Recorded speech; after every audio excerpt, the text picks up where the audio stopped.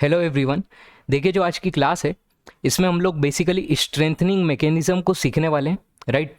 कई बार क्या होता है कि इंजीनियर से ये उम्मीद की जाती है कि भैया वो ऐसे कंपोनेंट्स डिज़ाइन करे जिनकी डक्टिलिटी तो हो और डक्टिलिटी के साथ साथ उनमें स्ट्रेंथ भी हो, हार्डनेस भी हो, राइट। तो ऐसे मटेरियल डिज़ाइन करने के लिए हमको स्ट्रेंथनिंग मैकेनिज्म पढ़ना ज़रूरी है। इसके अंदर हम देखेंगे ग्रेन साइज रिडक्शन या ग्रेन रिफाइनमेंट क्या चीज़ होती है। फिर हम देखेंगे एलॉइंग या सॉलिड सॉल्यूशन स्ट्रेंथनिंग क्या चीज़ है। बेसिकली ये जो एलॉइंग है ये ऑलरेडी मैं टॉपिक कवर कर चुका हूँ, ठीक है। मेरी इस वीडियो में जाके देखना, इस वीडियो में मैंने कवर कर रखा है, थोड़ा बहुत मैंने ऑलरेडी बता रखा है, बट मैं यहाँ पे फिर से उसको थोड़ा सा और डिटेल में समझा दूंगा। फिर एक टॉपिक आएगा वर्क या स्ट्रेन हार्डनिंग, राइट। इसको हम नेक्स्ट लेक्चर में कवर करेंगे, वरना अभी क्या है, लेक्चर की लेंथ बहुत ज़्यादा बढ़ जाएगी। So let's start. देखो, जो पूरा का पूरा स्ट्रेंथनिंग मैकेनिज्म है ना, उसमें सिर्फ एक कंसेप्ट चलता है, डिसलोकेशन मोशन का, राइट। तुमको अगर याद हो तो मैंने लास्ट क्लास में ये चीज़ पढ़ा दी थी, जो मैकेनिज्म ऑफ प्लास्टिक डिफॉर्मेशन है, ठीक है। इस वीडियो में मैंने कवर किया था, उसमें मैंने ये बताया था कि भैया कैसे जो डिसलोकेशन का मोशन है वो रिस्पॉन्सिबल है प्लास्टिकली डिफॉर्म करने के लिए मटेरियल को। तो अपन एक पॉइंट ये बोल सकते हैं, जो यहाँ पे लिख रखा है, जरा ध्यान से देखो। Ability of material to plastically deform depends on dislocation motion.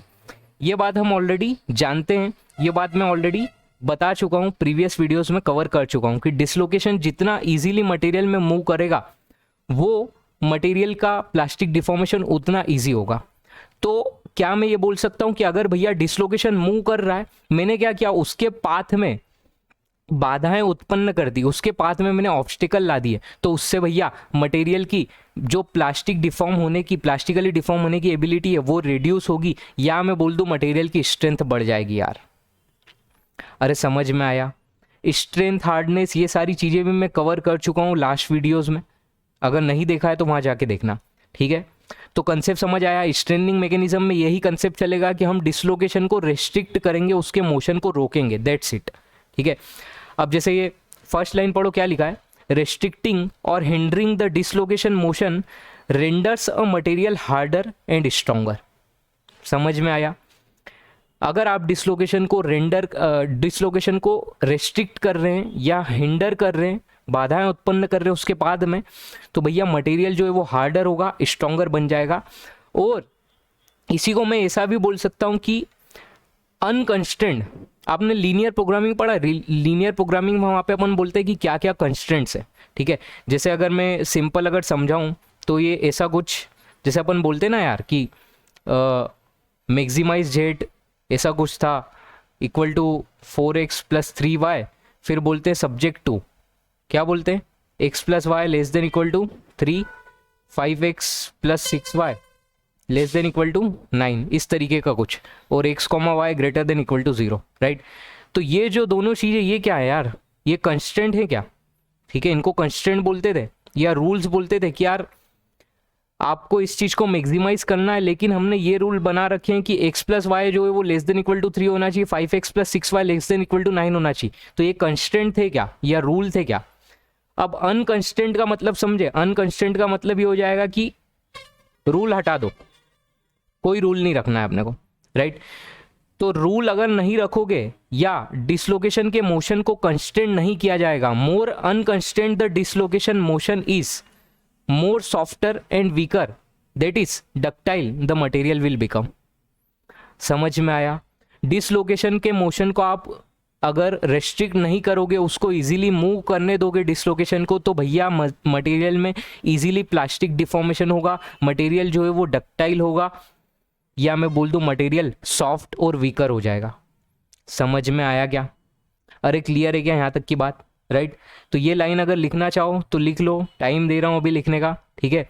Strengthening mechanism का फिर से बता देता हूँ, बेसिक कंसेप्ट यही चलने वाला है कि हम फोकस करेंगे डिसलोकेशन को, कि डिसलोकेशन को पकड़ो, किस किस तरीके से भैया उसके मोशन को आप रेस्ट्रिक्ट कर सकते हो, दैट्स इट। उसके मोशन को रेस्ट्रिक्ट करो, रोकने की कोशिश करो, मटेरियल स्ट्रॉन्गर होते जाएगा, स्ट्रेंथ उसकी बढ़ती जाएगी, राइट, ठीक है। अब अपन नेक्स्ट आगे बात करते हैं कि कैसे मैं ये कारनामे करूंगा। तो उसमें फर्स्ट पॉइंट आता है ग्रेन साइज रिडक्शन या ग्रेन रिफाइनमेंट, राइट। पहला टॉपिक क्या आता है, ग्रेन साइज रिडक्शन या ग्रेन रिफाइनमेंट करके अपन मटेरियल की स्ट्रेंथ बढ़ा सकते हैं। जैसा कि नाम से समझ आ रहा है, as the name of topic suggest, here basically we will reduce the size of grains, right. And what will going to happen by reducing the size of grain, that we will see. देखो पहले तो एक चीज समझो, यहाँ पे दो grains है, ग्रेन ए और ग्रेन बी, राइट। ये पूरा जो है, ये पूरा ये ग्रेन ए है और ये पूरा जो है वो ग्रेन बी है, ठीक है। और ये बीच में तुमको दिख रहा है ग्रेन बाउंड्री बना रखी है, ठीक। अब देखो ऐसा है कि ग्रेन बाउंड्री जो थी वो था reason of orientation mismatch of atoms, या मैं बोल दूं कि ग्रेन बाउंड्री पे जैसे ही पहुंचते एटम्स का ओरिएंटेशन चेंज हो जाता है। तो तुमको दिख रहा है अभी जो एटम्स का ओरिएंटेशन था वो कुछ ऐसा था, और यहाँ पे ग्रेन बाउंड्री को जैसे ही क्रॉस किया एटम्स का ओरिएंटेशन कुछ चेंज हो गया, बोल दो यार, ठीक। तो अब भैया बात क्या होती है कि जब डिसलोकेशन, जैसे तुमको दिख रहा है ये एज डिसलोकेशन का सिंबल है, ये जब एक स्लिप प्लेन में ग्लाइड करते हुए आगे बढ़ रही है और जब ये ग्रेन बाउंड्री पे पहुंचती है तो भैया ग्रेन बाउंड्री पे पहुंच के इसको दिखता है कि यार अब मेरे को अपनी डायरेक्शन चेंज करना पड़ेगी दूसरे ग्रेन में जाने के लिए, और वहां पे ओरिएंटेशन मिसमैच होने के कारण डायरेक्शन चेंज करना पड़ती है डिसलोकेशन को, जिसमें उसको हायर स्ट्रेस की रिक्वायरमेंट होती है, ठीक। मतलब और ज़्यादा हाई स्ट्रेस चाहिए ग्रेन बाउंड्री को क्रॉस करने के लिए फॉर डिसलोकेशन, राइट। तो क्या अगर आप बाहर से मतलब स्ट्रेस की रिक्वायरमेंट बढ़ गई है डिसलोकेशन को मूव करने में, तो क्या मैं बोल सकता हूँ मटेरियल की जो स्ट्रेंथ होगी वो बढ़ जाएगी यार। अरे समझ में आ रहा है, समझ में आ रहा है। यही पॉइंट यहाँ पे लिखा हुआ है यार, पढ़ लो क्या लिखा है, यही पॉइंट तो यहाँ पे लिखा है। As dislocation reaches grain boundary, जी भी बोले तो grain boundary, larger stress are now required by dislocation to continue its motion, right? Because atoms in the other grains are at different orientation, hence dislocation have to change its direction, which becomes difficult for it. इसलिए हम बोल सकते हैं कि grain boundary is obstacle in the path of dislocation, right? इतना समझ में आया। ग्रेन बाउंड्री जो है वो डिसलोकेशन के पाथ में ऑब्स्टिकल है, ठीक। यहाँ से हमने एक चीज़ ये सीखी, ठीक है क्या, क्लियर है यहाँ तक की बात। एक बार फिर से मैं डायग्राम में बता देता हूँ, डायग्राम को समझा देता हूँ, तब तक आप चाहो तो लिख सकते हो। फिर से बोल देता हूँ, स्लिप प्लेन में तुमको दिख रहा है ये एज डिसलोकेशन मूव कर रही है भैया, और एज डिसलोकेशन मूव करते करते भैया जब ग्रेन बाउंड्री पे पहुँचती है तो ग्रेन बाउंड्री पे पहुँच के उसको अपनी डायरेक्शन चेंज करना पड़ती है, जिसमें उसको हायर स्ट्रेस की रिक्वायरमेंट होती है, जिस वजह से मैं बोल सकता हूँ कि मटेरियल की स्ट्रेंथ बढ़ जाएगी यार। बोल दो यार, समझ में आया क्या, समझ में आया क्या। अब ग्रेन साइज को रिड्यूस करने से, या मैं बोल दूं ग्रेन को रिफाइन करने से क्या होगा, तो जरा यहाँ पे फोकस करो, अगले डायग्राम में देखो, यहाँ पे तुमको ये चीज समझ में आएगी। यहाँ पे दो तरीके के ग्रेन्स बनाए भैया, यहाँ पे तुमको दिख रहा है, मतलब दो मटेरियल है, एक में दिख रहा है कि ग्रेन जो है वो फाइन है और एक में कोर्स ग्रेन है, राइट। कोर्स मतलब इन जनरल ग्रेन्स का जो साइज होगा वो फाइन ग्रेन के साइज से ज़्यादा होगा। जैसे यहाँ पे तुमको दिख रहा है ना कि ये एक ग्रेन हुआ, ये राइट, ये दूसरा ग्रेन हुआ, ये फर्स्ट, ये सेकंड, थर्ड, फोर्थ, समझ रहे हो ना। तो इस तरीके के यहाँ पे तुम ओवरऑल नंबर ऑफ ग्रेन्स देखो यहाँ पे ज़्यादा है, जबकि कोर्स ग्रेन में देखो यहाँ पे ओवरऑल नंबर ऑफ ग्रेन्स कम है, राइट। तो क्या मैं ये बोल सकता हूँ कि फाइन ग्रेन में जो ग्रेन बाउंड्री एरिया है वो ज़्यादा है यार, क्योंकि यहाँ पे जो टोटल ग्रेन बाउंड्रीज है वो ज़्यादा है। इसी तरीके से कोर्स ग्रेन में क्या मैं बोल सकता हूँ कि ग्रेन बाउंड्री एरिया कम है यार, बोल दो यार। अरे ठीक है क्या। अब भैया अगर फाइन ग्रेन में ग्रेन बाउंड्री एरिया ज़्यादा है तो जब डिसलोकेशन मटेरियल ग्रेन के अंदर से मूव करते करते जब वो ग्रेन के ऊपर आएगी, ग्रेन बाउंड्री पे आएगी, तो ग्रेन बाउंड्री पे आने पे अभी अपन ने बात करी कि grain boundary are the obstacle in the path of dislocation. इसका मतलब है ग्रेन बाउंड्री को क्रॉस करने में उनको ज़्यादा स्ट्रेस की रिक्वायरमेंट है। तो मैं बोल सकता हूँ कि जिस जगह पे ग्रेन बाउंड्री ज़्यादा होगी वहाँ पे डिसलोकेशन का मोशन रेस्ट्रिक्ट हो रहा होगा, इसलिए मटेरियल की स्ट्रेंथ और हार्डनेस क्या बढ़ जाएगी क्या यार। अरे बढ़ जाएगी क्या यार, बोल दो यार। और मटेरियल की अगर स्ट्रेंथ हार्डनेस बढ़ गई तो क्या मैं बोल सकता हूँ डक्टिलिटी रिड्यूस हो जाएगी यार। अरे समझ में आया, डक्टिलिटी कम हो जाएगी ना यार मटेरियल की, स्ट्रेंथ और हार्डनेस ज़्यादा है, मटेरियल इजीली प्लास्टिकली डिफॉर्म नहीं हो रहा है तो उसकी डक्टिलिटी कम हो गई। सिमिलरली क्या कोर्स ग्रेन में हम ये बात कर सकते हैं कि ग्रेन बाउंड्री एरिया कम है, मतलब डिसलोकेशन के पाथ में ऑब्स्टिकल्स कम है, तो स्ट्रेंथ और हार्डनेस यहाँ पे कम रहेगी। स्ट्रेंथ और हार्डनेस यहाँ पे अगर कम रहेगी तो मैं बोल सकता हूँ डक्टिलिटी ज़्यादा होगी यार। बोल दो यार, यहाँ तक की बात क्लियर है क्या? और अगर तुमको याद हो तो मैंने जो इंट्रोडक्शन क्लास थी सबसे पहली मटेरियल साइंस की, राइट, वहाँ पे मैंने एक ये पॉइंट भी बताया था कि फाइन ग्रेन्स में ग्रेन बाउंड्री एरिया ज़्यादा होता है, जो ग्रेन बाउंड्री के ऊपर जो एटम्स होते हैं, जो एडजेसेंट में एटम्स होते हैं, वहाँ पे बॉन्ड लेंथ ज़्यादा होती है तो उन बॉन्ड्स को ब्रेक करना आसान होता है। इसलिए जो एटमॉस्फेरिक ऑक्सीजन होती है वो इन ग्रेन बाउंड्रीज पे जाके एटम्स को अटैक करती है। इसलिए फाइन ग्रेन में जो करोजन रेजिस्टेंस होगा, करोजन के प्रति रेजिस्टेंस वो कम होगा। मतलब एटमॉस्फेरिक ऑक्सीजन जो है वो इन ग्रेन बाउंड्री के एटम्स को अटैक करेगी और उनसे बॉन्ड बना लेगी और अपन बोल देंगे कि मटेरियल करोड हो चुका है, राइट।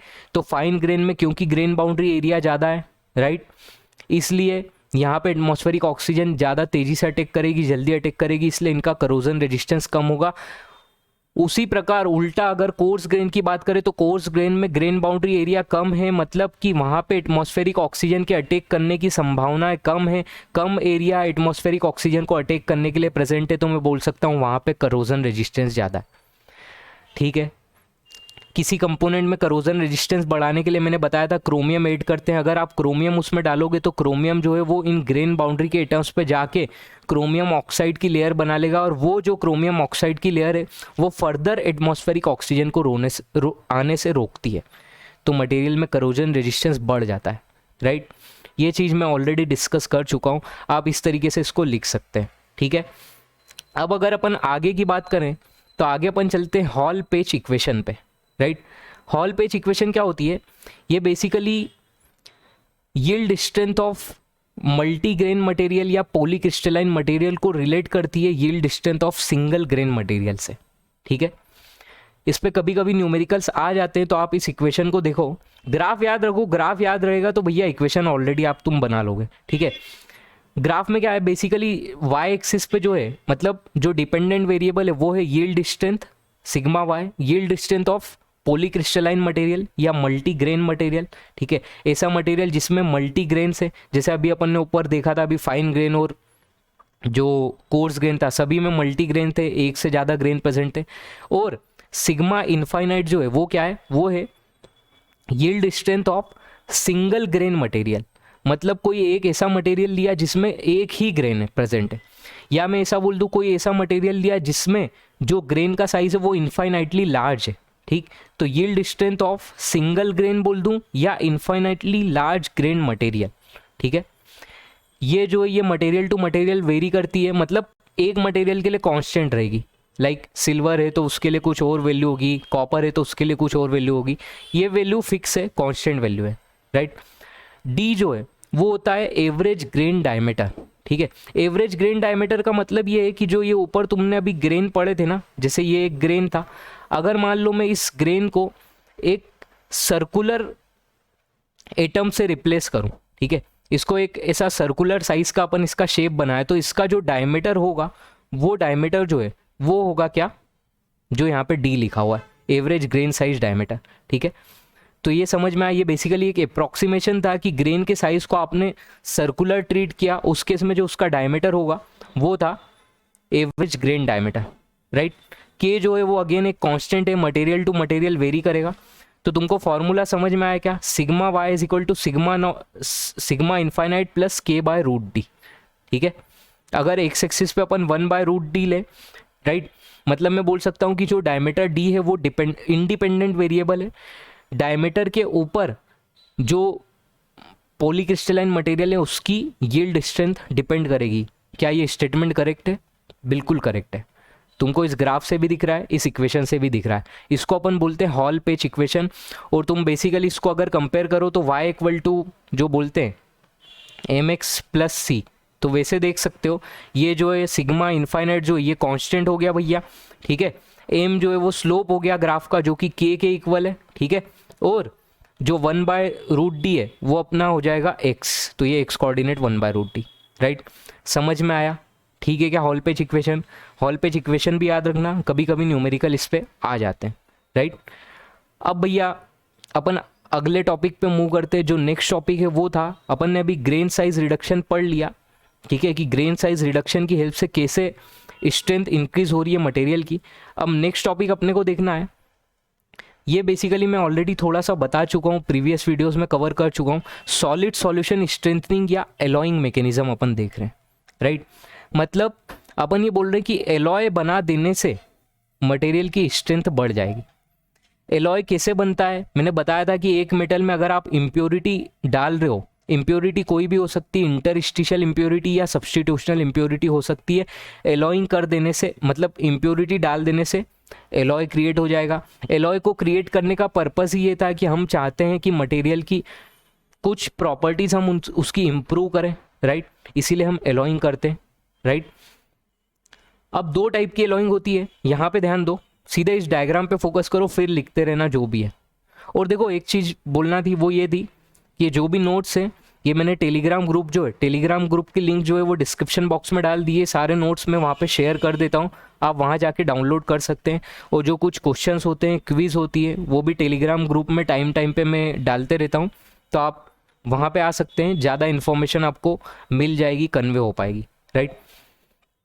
जरा इस डायग्राम पे फोकस करो। ये बेसिकली क्या था, जो येलो वाले हैं ये सॉल्वेंट एटम्स है, राइट, मतलब जो लार्ज क्वांटिटी में प्रेजेंट है। और जो ये रेड कलर का आया है, ठीक है, ये एक बाहर से एक नया एटम आया आएगा, ठीक है, उसको मैंने बोल दिया सॉल्यूट। एक इम्प्योरिटी थी वो मैंने डाली, और मान लो वो इम्प्योरिटी किसी और मटेरियल की, जैसे ये जो येलो वाला मटेरियल, ये मान लो अपना कौन सा था, आयरन था, और जो ये इम्प्योरिटी मैंने डाली मान लो वो कार्बन है। जस्ट एक एग्जांपल दे रहा हूँ, राइट। तो भैया ये डालने से क्या होगा, तुम ऐसे समझो, इंटरस्टिशियल इम्प्योरिटी डाली। अभी अपन पढ़ रहे हैं इंटरस्टिशियल इम्प्योरिटी। इंटरस्टिशियल का मतलब एटम्स के बीच में जो गैप है, उन गैप्स में जाके इम्प्योरिटी बैठने वाली है भैया। अब इन जनरल क्या होता है कि जो इम्प्योरिटी का साइज होता है वो इंटरस्टिशियल वॉइड के साइज से ज़्यादा होता है, राइट। तो अब तुम खुद सोचो यार कि होल जो था उसका डायमेंशन था 5 सेंटीमीटर, जस्ट एक एग्जांपल दे रहा हूँ, और छोटा ले लो, 5 नैनोमीटर था, और उसके अंदर तुम जो मटेरियल डाल रहे हो भैया उसका साइज जो है वो 20 नैनोमीटर है। तो अब तुम खुद सोचो ना यार, जब वो मटेरियल वहाँ पे घुसेगा, एटम वहाँ पे घुसेगा, तो क्या वो उस होल को बड़ा नहीं करेगा? या मैं बोल दूँ कि जो आइट साइड के एडजेसेंट एटम्स होंगे, उन एडजेसेंट एटम्स पे वो बोलेगा कि यार उनको कंप्रेसिव फोर्स लगाएगा, उनको दूर दूर भगाएगा। बोल दो यार। तो क्या मैं बोल सकता हूँ कि जो इंटरस्टिशियल इम्प्योरिटी जब मैंने मटेरियल के अंदर डाली तो उससे कंप्रेसिव स्ट्रेंथ फील्ड क्रिएट हुई। सिमिलरली अगर सब्स्टिट्यूशनल इम्प्योरिटी की बात करें तो बेटा दो टाइप के सब्स्टिट्यूशनल इम्प्योरिटी होती है। एक होती है कि जो साइज है सब्स्टिट्यूशनल इम्प्योरिटी का वो आपके सॉल्वेंट के एटम से ज़्यादा होगा, ये दिख रहा है बिगर वाली। और एक सब्स्टिट्यूशनल इम्प्योरिटी होगी कि भैया जो सब्स्टिट्यूशनल इम्प्योरिटी का साइज है वो सॉल्वेंट एटम के साइज से कम होगा, राइट। तो अब तुम खुद देखो, सब्स्टिट्यूट मतलब जो रेगुलर एटम था उस एटम को आपने सब्स्टिट्यूट कर दिया, तो तुमको दिख रहा है कि रेगुलर एटम जो थे वो थे येलो कलर के, और कोई नई इम्प्योरिटी आई उसने एक येलो कलर के एटम को सब्स्टिट्यूट कर दिया। तो तुमको दिख रहा है जब बिगर इम्प्योरिटी आएगी तो भैया वो सेम यही केस बनाएगी कंप्रेसिव स्ट्रेंथ फील्ड का। भैया ज़्यादा बड़ा आदमी घुस चुका है बीच में, जो जगह थी वो जगह कम थी, तो आइट साइड के जो एडजेसेंट एटम है उनमें कंप्रेसिव स्ट्रेंथ फील्ड क्रिएट होगी। तुमको दिख रहा है जो आइट साइड के एटम है वहाँ पे कंप्रेसिव स्ट्रेंथ फील्ड क्रिएट हुई।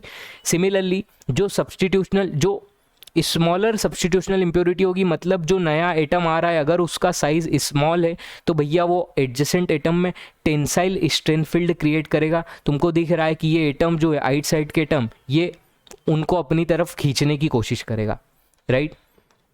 किस वजह से? इंटर एटॉमिक बॉन्ड की वजह से। बॉन्ड्स बनाना होते ना, तो बॉन्ड बनाने के लिए ये अट्रैक्ट करेगा, और यहाँ पे ठीक उल्टा हो रहा था, रिपेल कर रहा था साइज की वजह से। ठीक है, यहाँ तक की बात क्लियर है क्या? अब देखो ये जो स्ट्रेन फील्ड क्रिएट हो रही है ना, जो एडजेसेंट एटम में स्ट्रेन्स आ रहे हैं, ये लेटिस स्ट्रेन ऑब्स्टेकल होते हैं इन the path of dislocation. Dislocation को जब इन स्ट्रेन फील्ड को पार करके बाहर निकलना है तो उसको ज़्यादा स्ट्रेंथ की रिक्वायरमेंट होगी, उसको जो स्ट्रेस लगेगा, जो बाहर से तुमको स्ट्रेस देना है वो ज़्यादा देना पड़ेगा, राइट। इसलिए मैं बोल सकता हूँ कि मटेरियल की स्ट्रेंथ जो है वो क्या हो जाएगी, अब इंक्रीज हो जाएगी क्या, ये के यही पॉइंट्स मैंने यहाँ पे लिख रखे हैं, पढ़ो क्या लिखा है। इम्प्योरिटी या solute atoms in the solid solution creates lattice strengths on the surrounding host atoms. Host atom मतलब वही सॉल्वेंट के एटम जो है उनकी बात हो रही है, होस्ट मतलब वही सॉल्वेंट एटम, ठीक है। यहाँ तक की बात क्लियर है। इम्प्योरिटी या सॉल्यूट एटम जो है वो क्या क्रिएट करेंगे, स्ट्रेन फील्ड क्रिएट करेंगे, लेटिस स्ट्रेंथ्स क्रिएट करेंगे, और this strain fields create difficulty in the motion of dislocation, hence strength of material will going to be what, strength of material will going to be increase। समझ में आया, clear है। Solid solution strengthening या allowing क्या चीज़ थी, समझ में आई पूरी, ठीक है। ये पॉइंट लिख सकते हो और ये डायग्राम भी बना सकते हो। ऑल्दो मैं ये पॉइंट्स कवर कर चुका था पहले ही, बट फिर भी बता दिया। एक पॉइंट और था कि जैसे जैसे साइज डिफरेंस ज़्यादा होगा, as the size difference between solute and solvent atom increases. देखो यहाँ पे सॉल्यूट बोल दूँ या इम्प्योरिटी बोल दूँ एक ही बात है, ठीक है। अरे सॉल्यूट मतलब जो स्मॉल कंसंट्रेशन में तुमने ऐड किया वो था, ठीक। तो अगर डिफरेंस इन साइज जितना ज़्यादा होगा, स्ट्रेन फील्ड जो क्रिएट होगी वो उतनी ज़्यादा होगी, और स्ट्रेन फील्ड जितनी ज़्यादा होगी तो भैया डिसलोकेशन के पाथ में ऑब्स्टिकल उतना ज़्यादा होगा, इसलिए स्ट्रेंथ उतनी ही ज़्यादा बढ़ जाएगी, राइट। क्लियर है क्या ये पॉइंट भी, ठीक है। तो ये चीज़ भी तुम ऐड कर लेना नोट्स में। एक बार फिर से बता देता हूँ, पूरा स्ट्रेंथनिंग मैकेनिज्म जो चल रहा है उस पूरे स्ट्रेंथनिंग मैकेनिज्म का सिर्फ एक ही कंसेप्ट है कि डिसलोकेशन को पकड़ के रोको, उसके पाथ में ऑब्स्टिकल प्रोड्यूस करो, that's it. If you produce obstacle in the path of dislocation, that means strength of material, that means higher stress are required to move the dislocation, so we can say that strength of material will going to be increase, then ductility of the material will going to be decrease, so we can say that material will become stronger and harder। ठीक है, clear है straining mechanism. Next class जब होगी उसमें हम work hardening या strain hardening को पढ़ेंगे, राइट। तो मिलते हैं नेक्स्ट क्लास में, और चैनल को अगर सब्सक्राइब नहीं किया हो तो भैया सब्सक्राइब कर देना, थोड़ा मोटिवेशन हमको भी मिल जाता है यार। लाइक कर दिया करो, शेयर मार दिया करो, कमेंट थोड़ा बहुत कर दोगे तो उससे यार हमको भी लगता है कि यार कुछ कर रहे हैं हम भी सोसाइटी के लिए, कुछ जो भी समझ रहे हो ना, तो थोड़ा शेयर कर देना, सब्सक्राइब मार देना। मिलते हैं नेक्स्ट वीडियो में, तब तक के लिए बाय बाय, टेक केयर, खुश रहो, मस्त रहो।